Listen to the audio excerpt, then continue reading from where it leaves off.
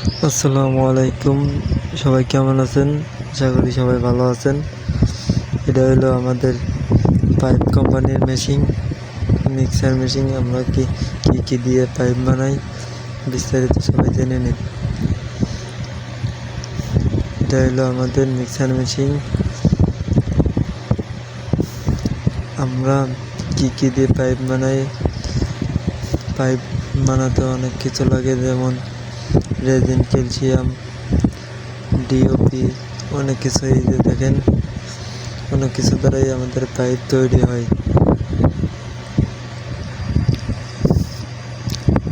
এরপরে দেখাবো আপনাদের পাইপ বানানো। এটাই আমাদের এই কোম্পানিতে লোক লাগবে। যদি কেউ চাকরি করতে চান তাহলে বলতে পারেন। যদি কোনো বেকার ছেলেরা থাকেন তাহলে বলতে পারেন। 17 বছর থেকে 50 বছর পর্যন্ত ছেলেদের নেওয়া হয়।